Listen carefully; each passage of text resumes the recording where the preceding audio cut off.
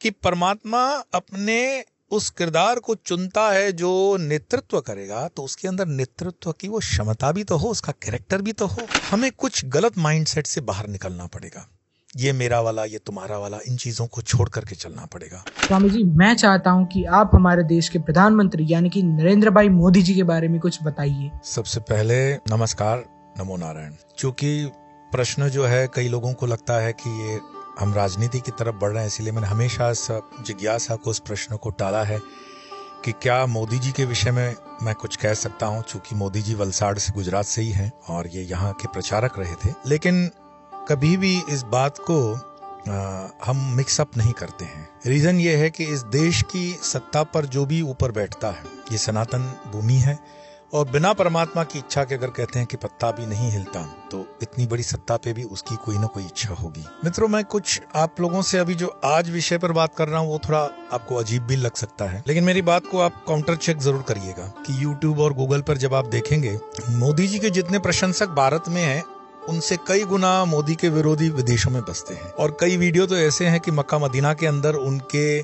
बुरे होने के लिए दुआएं मांगी जाती हैं और ऐसी ऐसी दुआएं मांगी जाती हैं कि आप अगर सर पीट लेंगे कि मोदी के ऊपर से टायर निकले, ट्रकें निकले, कीचड़ हो, गोबर पड़े, इस तरह की दुआएं मांगी जाती है रीतसर। और ये हिंदुस्तान को छोड़कर बाकी अन्य दूसरे विधर्मी देशों में तो बहुत होती है।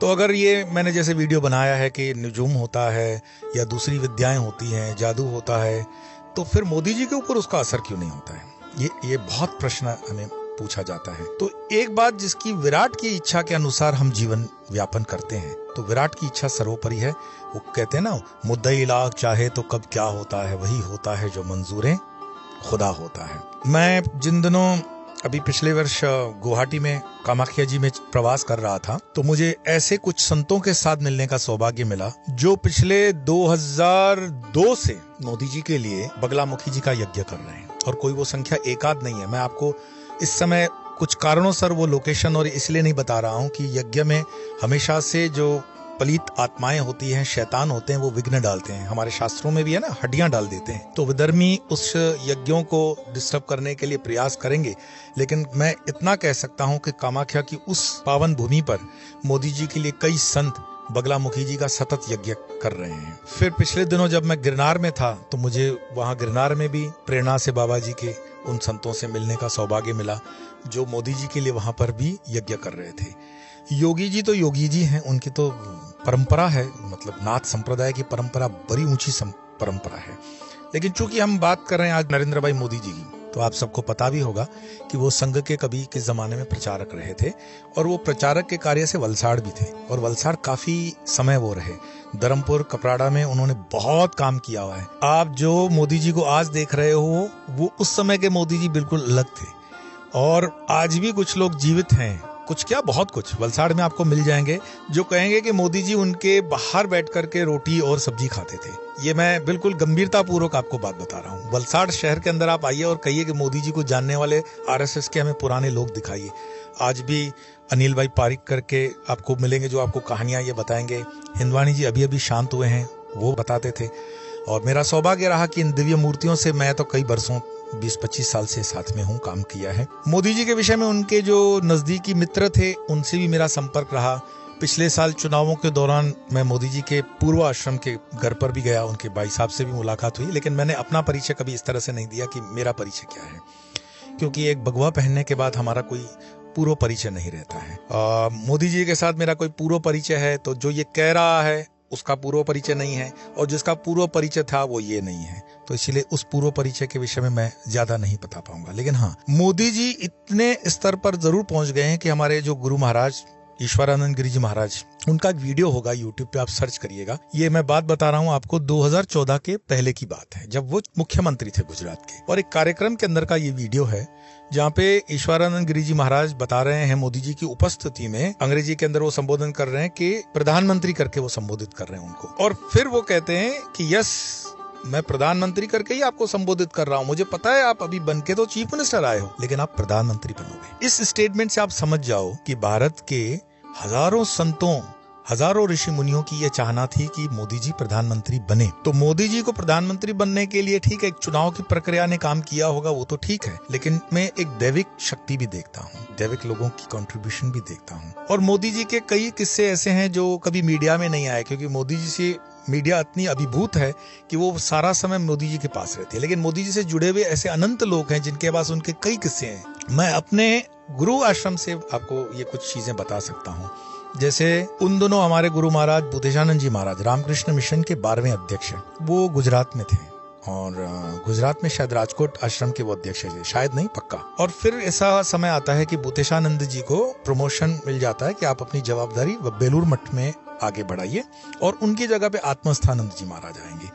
आत्मस्थानंद जी महाराज जो थे वो राजकोट के अंदर जब पूरी जवाबदारी लेते हैं तो मोदी जी से उनका संपर्क बहुत गहरा बनता है। जहां तक मुझे सुनाने में आया, और ये प्रमाणिक भी है, कि वो सन्यासी बनना चाहते थे रामकृष्ण मिशन के। आत्मस्थानंद जी महाराज ने उनको तब प्रेरणा दी कि नहीं नहीं, तुम्हारे लिए और भी कार्य है, बड़ा कार्य है, सन्यासी तो है ही, तुम सन्यासी हो।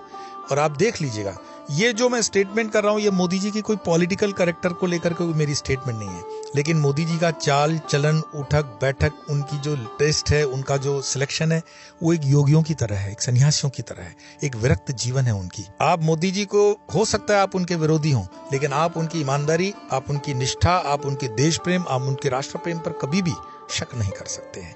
मैं ऐसे मुसलमानों को जानता हूं जो हो सकता है मोदी जी के कट्टर विरोधी हों, लेकिन उनकी निष्ठा पर उन्होंने डाउट नहीं किया। हमारे वलसाड़ के नजदीकी माइक्रोइंक के मालिक रहते हैं गफूर भाई बिलेखिया, मेरे बहुत अच्छे परिचित थे। पिछले कुछ सालों से मैं संपर्क में नहीं आया उनके स्वास्थ्य की वजह से, लेकिन बिलेखिया जी और मोदी जी की दोस्ती जगजाहिर है, बरसों की दोस्ती। मोदी जी के ज्यादा अच्छे संबंध मुस्लिम समुदाय से इतने गहरे हैं कि आप आश्चर्यचकित हो जाओगे कि ये कैसे हो सकता है। तो ये तो एक क्या हो गया कि मीडिया ने एक अपना मेंटल स्ट्रक्चर बनाया कि हम मोदी के विरुद्ध काम करेंगे, कि इंटरनेशनल लॉबी ने काम किया। अदरवाइज आप देखोगे गुजरात एक ऐसा स्टेट है जहाँ के मुसलमान पूरे हिंदुस्तान में सबसे समृद्ध और सुखी मुसलमान है, पढ़े लिखे मुसलमान है, यहाँ शांति है, अमन है। क्यों? तो मोदी जी ने उस चीज को एक डायरेक्शन दी।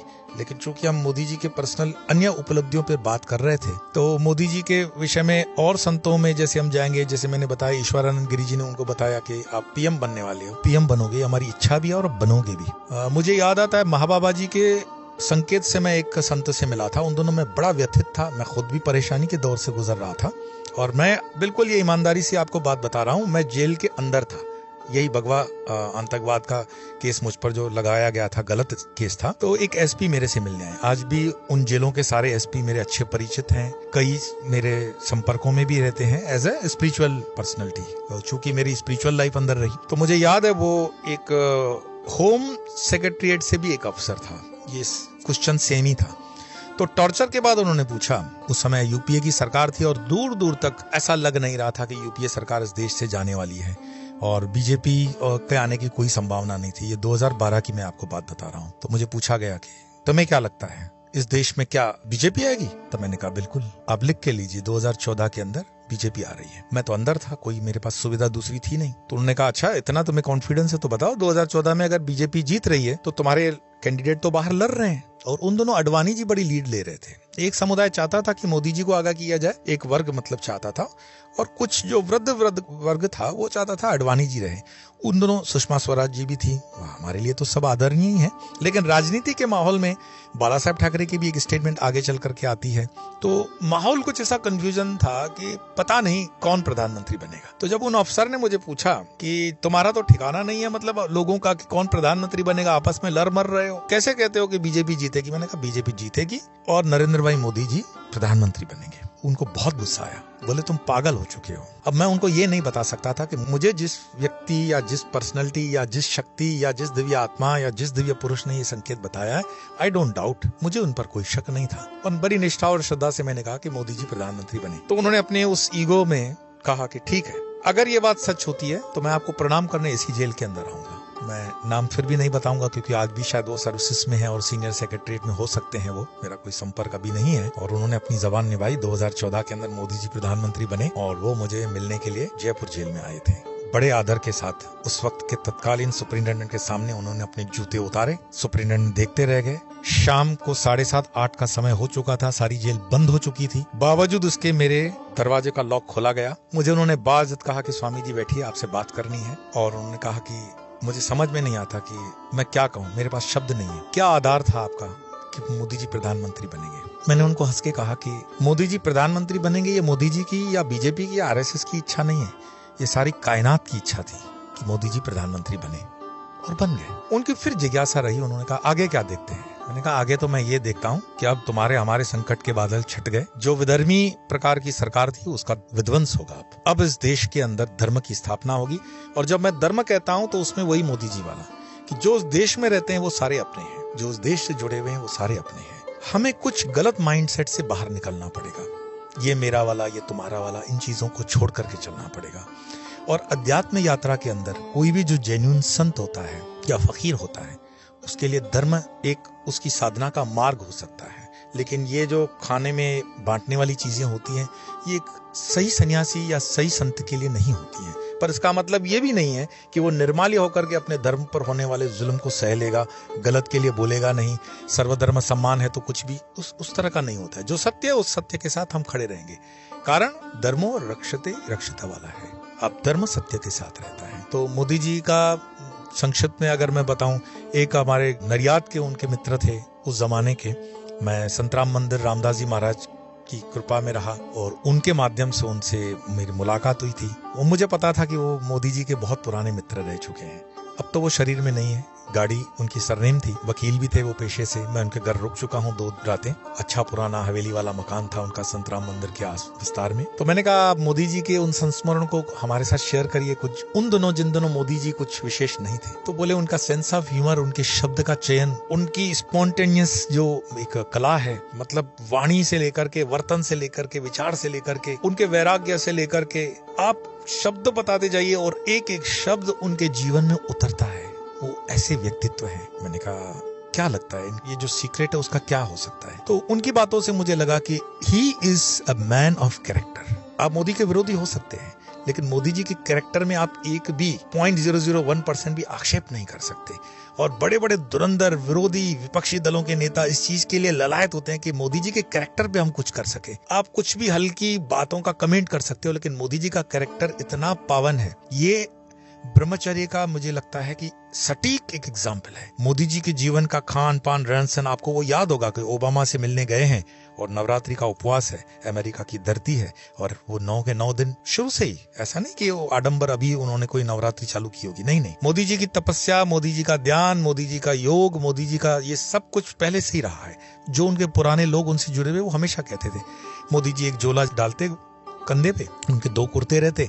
संघ के जिन स्थानों पे वो रहते थे वो पुराने लोगों से मैं मिला हूं, और मैं बड़ी प्रामाणिकता से कहता हूं कि परमात्मा अपने उस किरदार को चुनता है जो नेतृत्व करेगा, तो उसके अंदर नेतृत्व की वो क्षमता भी तो हो, उसका कैरेक्टर भी तो हो। अगर आपके पास कैरेक्टर नहीं है तो लक्षणों के ऊपर लक्ष्मी होती है, कर्मों के ऊपर कृपा होती है। आपके अगर लक्षण नहीं है तो लक्ष्मी भी नहीं टिकेगी। कई लोग कहते हैं ना हमारे पास लक्ष्मी नहीं आती है, आपके लक्षण ठीक नहीं है भाई। और कृपा तब होती है जब आप वो कर्म करते हो। तो लक्षण भी मोदी जी के और कर्म भी मोदी जी के, उस पर आप कभी डाउट नहीं कर सकते हैं। आपको लगता होगा मैं मोदी जी को कुछ प्रमोट कर रहा हूँ, लेकिन बात ये नहीं है।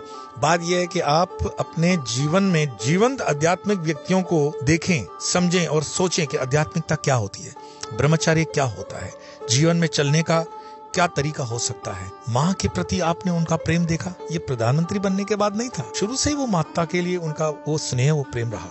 और माँ का भी आपने कैरेक्टर देखा होगा। अगर ये दूसरे दल की माँ होती ना तो आज तक तो दिल्ली में उनके नाम पे 50 चौक बन गए होते।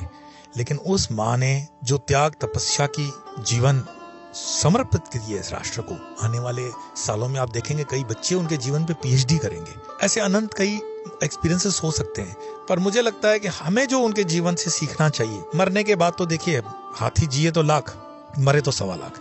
तो हम कहते हैं, किसी ने ओशो से पूछा था कि भगवान बुद्ध जब थे तो बुद्ध के समय में उनको लोगों ने भगवान पहचाना क्यों नहीं? अब मेरे शब्दों पे ध्यान दीजिएगा। ओशो वही मंच से कह रहे हैं, बुद्ध सदैव से रहे हैं, बुद्ध सदैव रहेंगे, और बुद्ध इस समय भी तुम्हारे साथ है, क्या तुम पहचान पाओ रहे हो? ओशो का उस समय भी संकेत था कि तुम्हारे साथ जो बैठा हुआ है वो बुद्ध है, बुद्ध ऐसा नहीं होगा कि बुद्ध जो हम गौतम बुद्ध जानते हैं, वो बुद्ध मीन्स एनलाइटमेंट, अपने जो परिकाष्ठा पर पहुंच गई अनुभूति, वो सब बुद्ध हैं। रामकृष्ण बुद्ध हैं, रमण महर्षि बुद्ध हैं। तो हम उन बुद्धों को तब मानते हैं जब वो मर जाते हैं, पंचभूतों का शरीर छोड़ जाते हैं। मर जाने का अर्थ है पंचभूतों का शरीर छोड़ दिया, चाहे वो उत्तर के हों, दक्षिण के हों, पूरब के, पश्चिम के हों। ये भूमि तो संतों की, महंतों की भूमि रही है। एक एक गांव में आपको ऐसे ऐसे किस्से सुनने मिलेंगे। मैं इसके लिए हमेशा युवाओं को बोलता हूँ कि कमा तो लोगे तुम जीवन में, थोड़ा सा इस देश को भ्रमण करके देखो, थोड़ा सा इस गाँव की दूलियों को चाट कर देखो, अपने सर पर लगा कर देखो, इस देश की नदियों का पानी पी के देखो। तुम देखो ये देश कितना महान है। मैं विदेशों को छोड़कर यहाँ क्यों बसा?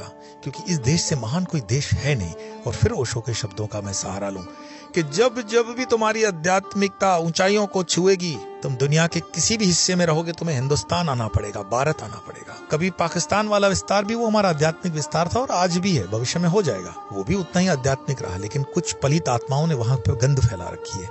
बांग्लादेश का तो सुनो राजधानी ढाका है, माँ ढाकेश्वरी के नाम पर ढाका, तो चैतन्य भूमि है, वो शक्तिपीठ है। श्रीलंका में जाइए, राम की भूमि, श्री रावण की भूमि। मैं श्री रावण बोल रहा हूँ, बड़ी गंभीरता से बोल रहा हूँ। आप रावण जला करके जो देखते हो और तमाशा लेते हो, ये अपशगुन करते हो। कभी भी रावण जलता हुआ मत देखना, क्योंकि रावण की जलते हुए देखने की आपकी काबिलियत क्या है? महापंडित है वो। उस महापंडित के आदर में हाथ जोड़कर खड़े हो जाओ, जिसकी मृत्यु का कारण स्वयं श्री राम बने, वो साधारण नहीं हो सकता। तो इस तरफ जाइए, चाहिए नेपाल, गोरक्ष की भूमि है। आज भी गोरक्ष के नाम से गोरखे होते हैं, गोरखा समुदाय गोरक्ष के नाम से शक्तिपीठ हैं। तो ये भारत का जो मानचित्र है, अपने आप में पूर्ण रूपेण एक ज्वलंत प्रज्वलित शक्तिपीठ है। और यहाँ पर पैदा होने वाला ब्रह्मानंद जी, जैसे महाराज कहते हैं, रामकृष्ण परमहंस के मानस पुत्र, कि वृंदावन और काशी में अगर किसी का कुत्ते का भी जन्म होता है ना, वो जन्म भी तुम्हारा ऋषियों के ऊपर का जन्म है। ये भूमि ऐसी है, यहाँ का अगर तुम जूठा अन्न भी खा लोगे ना, तीर्थों का पावन हो जाओगे। यहाँ की नदी में बहता हुआ एक एक बूंद बूंद पानी अमृत है। यहाँ की चलने वाली पवन में गीतों का जो चलता है, भागवत रामायण की चौपाइयां हैं। तो ये इस देश की विशेषता है। मैंने मोदी जी का मात्र इसीलिए उल्लेख किया ताकि इस शरीर में आप जो कहते थे कि किसी ऐसे दिव्य पुरुष के दर्शन करें, मोदी से स्टार्ट किया और कई ऐसे महापुरुषों को आपके सामने लाऊंगा जो शरीर में इस समय आपके पास है। आज इतना ही, फिर मिलेंगे इसी चैनल पर। स्वामी नमो नारायण।